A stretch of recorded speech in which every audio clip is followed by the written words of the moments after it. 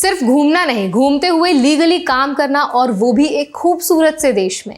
New Zealand का working holiday visa 2026 के लिए फिर से चर्चा में है। इस वीडियो में आज हम साफ और आसान सी भाषा में समझेंगे कि वर्किंग हॉलिडे वीजा होता क्या है, ये किन लोगों के लिए है, 2026 में इसके रूल्स कैसे काम करेंगे, कंट्री वाइज कैप्स क्या हैं और इंडियंस को इसमें किन बातों का खास ध्यान रखना चाहिए। तो ये वीडियो इन्फॉर्मेशन देने के लिए है ताकि आप सही प्लानिंग के साथ डिसीजन ले सकें। चलिए फिर जल्दी से वीडियो को स्टार्ट करते हैं। हाय, मेरा नाम है वर्षा दुबे और आप मुझे देख रहे हैं NBT टेक एड पर। वर्किंग हॉलिडे वीजा असल में ट्रैवल और वर्क का मिक्स है। इसका मेन पर्पस घूमना है, लेकिन साथ साथ शॉर्ट टर्म जॉब्स करने की लीगल परमिशन भी मिलती है ताकि आप अपने ट्रैवल एक्सपेंसेस मैनेज कर सकें। यही वजह है कि ये visa backpackers, gap year students और यंग प्रोफेशनल्स के बीच काफी पॉपुलर है। अब सबसे जरूरी पॉइंट समझते हैं, 2026 का अपडेट क्या है। इमिग्रेशन न्यूजीलैंड ने कंफर्म किया है कि वर्किंग हॉलिडे स्कीम 2026 के लिए कंट्री वाइज इनटेक डेट्स और एनुअल कैप्स तय की गई हैं।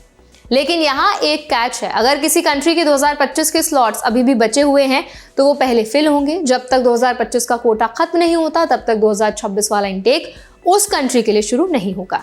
अब बात करते हैं एलिजिबिलिटी की। वर्किंग हॉलिडे वीजा के रूल्स कंट्री वाइज अलग अलग होते हैं, लेकिन ज्यादातर देशों के लिए एज लिमिट 18 से 30 साल होती है। कुछ नेशनैलिटीज के लिए ये लिमिट 35 साल तक भी हो सकती है। इंपॉर्टेंट बात यह है कि कोई भी व्यक्ति लाइफ में सिर्फ एक बार ही वर्किंग हॉलिडे वीजा ले सकता है। वीजा ड्यूरेशन भी नेशनैलिटी पर डिपेंड करती है। ज्यादातर एप्लीकेंट्स के लिए वीजा 12 महीने तक वैलिड होता है। कनाडा के एप्लीकेंट्स के लिए ये 23 महीने तक हो सकता है। यूके के सिटीजन्स के long term standing bilateral arrangement के तहत 36 महीनों तक स्टे की परमिशन मिलती है। अब समझते हैं कि न्यूजीलैंड में इस वीजा पर लीगली क्या क्या किया जा सकता है। वीजा मिलने के बाद आप कंट्री में एंट्री करते ही काम शुरू कर सकते हैं। आमतौर पर लोग हॉस्पिटैलिटी, टूरिज्म, फार्मिंग, ऑर्कार्ड्स और जो वाइन आर्ट्स होते हैं, ऐसे सेक्टर्स में आप कैजुअल या सीजनल जॉब्स कर सकते हैं। ये फुल टाइम परमानेंट जॉब नहीं होती बल्कि शॉर्ट टर्म रोल्स होते हैं। इस वीजा पर आप न्यूजीलैंड से बाहर जा सकते हैं और वापस आ सकते हैं तब तक जब तक आपका वीजा वैलिड है। इसके अलावा आप शॉर्ट कोर्सेज भी कर सकते हैं जैसे लैंग्वेज प्रोग्राम्स, लेकिन स्टडी या ट्रेनिंग की लिमिट मैक्सिमम 6 महीने तक होती है। ये समझना बहुत जरूरी है कि working holiday visa permanent settlement के लिए नहीं है। इस वीजा पर आप long term full time role में सेटल नहीं हो सकते। अगर कोई व्यक्ति वर्किंग हॉलिडे पीरियड के बाद भी काम जारी रखना चाहता है तो उसे वीजा कैटेगरी चेंज करनी होगी, जैसे एक्रेडिटेड एम्प्लॉयर वर्क वीजा। अब एप्लीकेशन प्रोसेस को सिंपल भाषा में समझते हैं। वर्किंग हॉलिडे वीजा की एप्लीकेशन पूरी तरह ऑनलाइन होती है और इमिग्रेशन न्यूजीलैंड की ऑफिशियल वेबसाइट पर ही अप्लाई किया जाता है। एप्लीकेशन सिर्फ तभी सबमिट की जा सकती है जब उस पर्टिकुलर कंट्री के लिए इनटेक ऑफिशियली ओपन हो। कई केसेस में लोग न्यूजीलैंड के बाहर से भी अप्लाई कर सकते हैं और कुछ केसेस में कंट्री के अंदर रहते हुए भी। वीजा अप्रूव होने के बाद एक जरूरी रूल है, वीजा को एक्टिवेट करने के लिए आपको 12 महीनों के अंदर न्यूजीलैंड एंटर करना होता है। इस वीजा को आगे कैरी फॉरवर्ड नहीं किया जा सकता, री इशू नहीं होता और पोस्टपोन करने का ऑप्शन भी नहीं होता।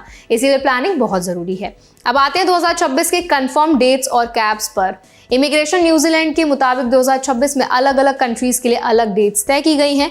फॉर एग्जाम्पल यूके के लिए जून 25, 2026 को इनटेक खुलेगा और कैप 15,000 प्लेसेस का होगा। कोरिया के लिए 14 मई 2026 को 3,000 प्लेसेस, स्पेन के लिए अप्रैल 9, 2026 को 2,000 प्लेसेस तय किए गए हैं। इसी तरह कई एशियन, यूरोपियन और लैटिन अमेरिकन कंट्रीज के लिए डेट्स और कैप्स घोषित कर दिए गए हैं।